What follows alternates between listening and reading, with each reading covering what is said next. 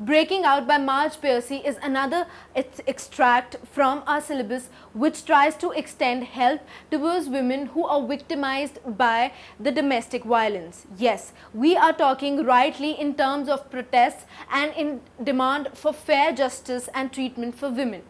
Let's have a look at the summary of the poem, Drudgery at Home. Here, the poet Marge Piercy is actually trying to explain the drudgery faced by a small child at home who is told to do and carry out the household chores which she is not interested in doing. Beatings with a wooden stick. Yes, she's been beaten up with wooden sticks at times by her mother, who actually demands her to do the household chores like cleaning of clothes, ironing them, and ironing of the clothes that the poet feels that is not required to iron as well. Yearning for freedom. Here, the poet is talking about her first political act. Yes, the first political act for yearning of freedom.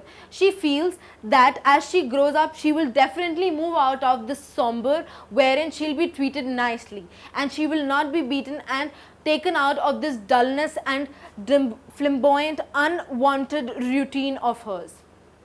The political act. The political act here that she first political act she talking about is breaking the stick that she was beaten with. She realizes that this stick was even weaker than what she as an individual was. It was not just of rebellious nature, it was an advancement to her own freedom, not a decision taken in her adolescence. Now let's have a look at the better part of the summary. This poem deals with the broad genre of female empowerment, displaying first the bonds which society holds to her and the domesticity of her situation. When she attempts to defy these bonds, she is punished by society, an individual being forced to succumb to society's expectations.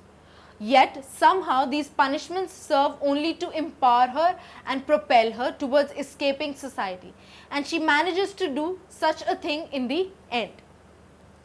Displaying the power and agency granted to an individual, if not a clear-cut escape, then at least an intellectual escape through enlightenment. Firstly, the domesticity which is forced upon women by society is movingly and alarmingly demonstrated.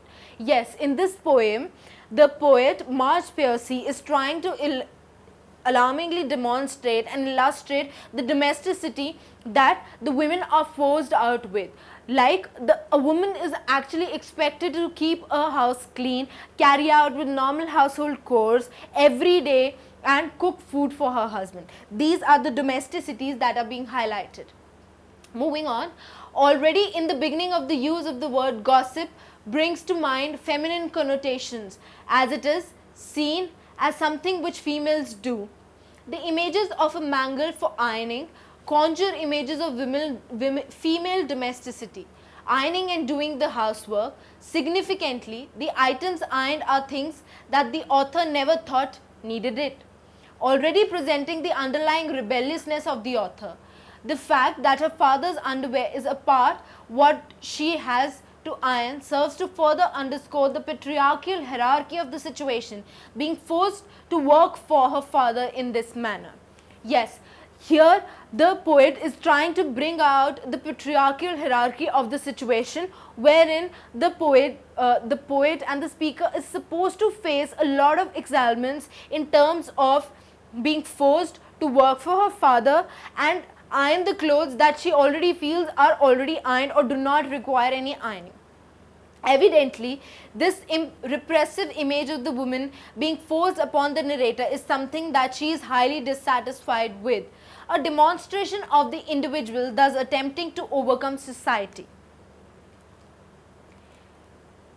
The language used to portray the nature of this domestication and suppression of a woman is scathing and attacking, describing the vacuum, a symbol of housework, of the woman's place in the world, as a stuffed sausage bag that deflated hardly imagery that is flattering in any way.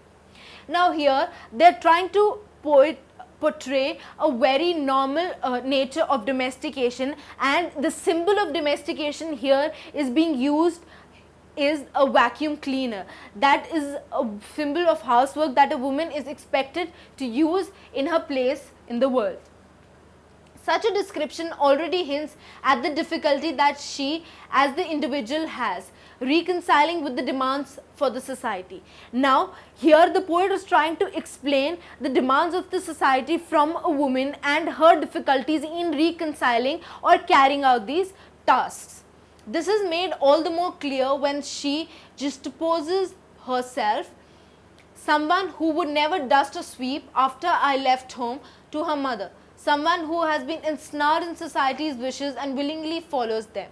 Her mother is compared to removing daily the sludge the air lay down like a snail's track, the sludge evoking a slow, disgusting nature that mirrors her sentiments about the nature of the society. Here, the poet is actually trying to explain that the girl's mother will do and carry out these daily domestic tasks and will stick to them, as these are certain duties that she feels are ensnared in her society's wishes. She scrubs on raw knees, signaling the pain of being subsumed under the society. The image of Sisyphus is particularly important here, as his is a story of constant toil without relief, and this continuous rolling the boulder up the hill mirrors the meaninglessness and pain that her mother faces. The degradation of the women is heavily and painfully apparent and leaves no doubt as to the effects of the oppression of society and the reasons she wants to transcend her place in it. Yes, the speaker and the child, they actually want to move out of all these situations. She wants to transcend to a freedomful environment and not follow these daily course that she is forced to do so. However, we can see that the individual's attempt to break out of society meet with heavy obstacles and is repeatedly punished by society. This compounded by the fact that even her mother, suffering under the weight of society's demands, uses the stick more fiercely than her father, almost as if she is ashamed at her daughter's failure to conform as she did.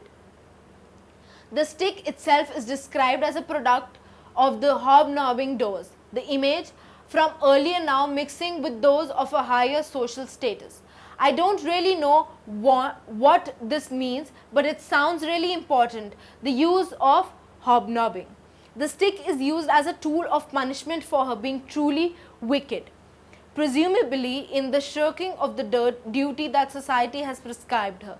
The very fact that the stick is a ruler is perhaps a pun on how society is attempting to rule her life by beating her into submission. Yes, here the poet is trying to explain that the woman that she was talking about is beaten into submission with the help of a ruler, just so that she can pull up the daily chores and daily work. However, through the beatings come her chance for salvation, and society's power over her is eventually nullified. There is some sort of catharsis. Through the beatings and the oppression of society offer her an escape, perhaps because the more she gets oppressed, the more she feels the need to get out of the system. The red and blue mountain ranges seem to offer escape, signifying how the effects and results of the beatings were not just the physical marring of her body, but also the provision of roads I could travel to freedom. Symbolically, she chooses to start the next paragraph with "when I was 11", showing that she had indeed grown, grew being the qualifier for her escape to freedom. By smashing the ruler to kindling, she effectively dismantles society's ability to oppress her and keep her weighted down, symbolizing very clearly the escape that she has made and the individual's ability to overcome the boundaries which society placed upon her. Kindling, remember, is something like firewood and perhaps signifies the spark to the fire that will burn within her, or something like that. There is nothing left to measure her pain, and remember that her pain comes from the oppression of society so effectively that it's gone. She has power gained. She is no longer Sisyphus, stuck in that never-ending cycle. She has learnt to break the monotony and the continued presence of the situation. The world she knows is good. That's all for the day. All the best for your exams.